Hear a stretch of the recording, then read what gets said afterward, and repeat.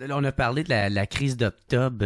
Je t'ai entendu dans une interview, tu disais que c'était un peu ton dada, Ouais. la crise d'octobre. Puis, Ouais. Pourquoi? Un méchant bout d'histoire fuckée, pareil. Ouais, hein? Un groupe terroriste, FLQ, là. Ouais. Un groupe terroriste qui kidnappe un ministre qui finit par mourir dans leurs mains. Ouais. Parce qu'il voulait libérer le Québec par la violence. Tu sais, c'est un bout de l'histoire réellement fascinant. Puis c'est quelque chose avec lequel ma génération à moi, c'est impossible à imaginer. Impossible d'imaginer l'armée canadienne qui débarque dans les rues, qui arrête du monde sans mandat puis sans procès, avec des durées d'emprisonnement indéterminées, puis comme qu'ils veulent, puis t'as pas le droit d'appeler ta famille, pas le droit à un avocat. Tu sais, on n'est pas capable d'imaginer ça, mais ça nous rappelle. Puis moi, ce que j'aime là-dedans, c'est que ça nous connecte vraiment avec... disons avec le reste du monde, là, où on imagine tout le temps qu'on vit dans cette espèce de société postmoderne où il y a rien de tout ça qui pourrait arriver, puis tu recules 40 ans avant, tu te rends compte que, gars, le monde change. Le monde change, puis nous autres aussi, on a changé, puis on peut encore changer, tu sais. Fait que de voir des histoires comme ça au Québec, je dirais que c'est ça qui me fascine autant. Puis tu sais, la question de l'indépendance, on dirait de former un nouveau pays, d'avoir un siège à l'ONU, puis c'est comme quelque chose de glamour, c'est quelque chose qui est dans le faste, c'est dans le gros, tu sais. Je sais pas, c'est peut-être juste ça qui attire l'attention un peu, qui me fascine vraiment. Cette espèce de combat de peuple-là contre, tu sais, c'était vraiment... Ouais. C'était nous autres contre eux autres, là. Tu te considères-tu séparatiste?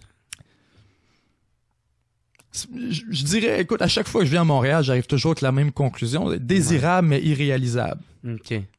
Où tu dis, bon, si tu me le mets sur un plateau d'argent, vote oui, non, mais oui, c'est sûr. Ouais. Sauf que, est-ce que c'est encore utile ou productif d'utiliser le capital politique de nos partis, je pense, nationalistes, comme le Parti québécois, comme la CAQ, comme à la limite QS. Est-ce que c'est encore une bonne idée d'utiliser notre capital pour se battre pour ça? Plus en plus, je le remets en question. Où je me demande, regarde, on est peut-être mieux de chercher d'autres voies pour avancer nos intérêts à l'intérieur de la fédération. Parce que moi, je le vois d'un angle démographique, là. Ouais. C'est bien plate, là, mais écoute, on a effectivement une réalité au Québec qui est celle de l'immigration, qui tu sais, sans débattre du positivisme ou du négatisme, c'est même pas de ça que je veux débattre, mais c'est une réalité que la population immigrante va d'une façon presque soviétique du côté du Parti libéral. Ouais.